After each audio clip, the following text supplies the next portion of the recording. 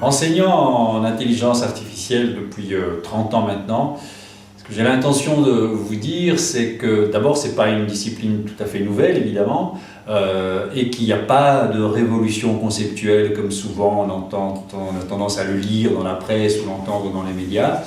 Ce qui est sans doute le plus intéressant, c'est qu'on assiste à une bifurcation importante entre deux types d'intelligence artificielle, celle que j'ai l'habitude d'appeler l'intelligence artificielle consciente, une intelligence artificielle inconsciente, et qu'aujourd'hui l'intelligence artificielle inconsciente, celle qui se base sur les données multiples, le big data, celle qui se base sur les algorithmes d'apprentissage, est en train de prendre un peu le dessus sur une intelligence artificielle un peu plus ancienne, celle que j'appelle consciente, et qui se servait d'expertise humaine, qui se servait de connaissances humaines, comme les systèmes experts, la résolution de problèmes, etc. Aujourd'hui, l'intelligence artificielle inconsciente, c'est celle qui traduit, celle qu'on trouve au volant des voitures, celle qui fait du diagnostic médical, celle qui a battu le meilleur joueur de Go, et je vous expliquerai pourquoi ces deux-là sont en train de diverger.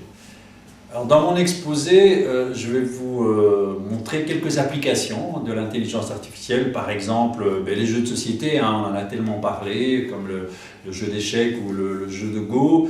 Je vous parlerai de la voiture autonome, c'est aussi un sujet qui défraie beaucoup la chronique, et je vous parlerai aussi de la traduction automatique. J'expliquerai comment fonctionne Google Translate, et je vous montrerai que pour ces trois applications, il y avait une manière de le faire, je dirais dans les années 60, 70, 80, qui était plutôt l'IA consciente, qui utilisait l'expertise humaine. Par exemple, pour traduire, on avait besoin de linguistes. Pour jouer correctement aux échecs, on avait besoin de joueurs d'échecs qui apprenaient les règles du jeu d'échecs dans ces systèmes.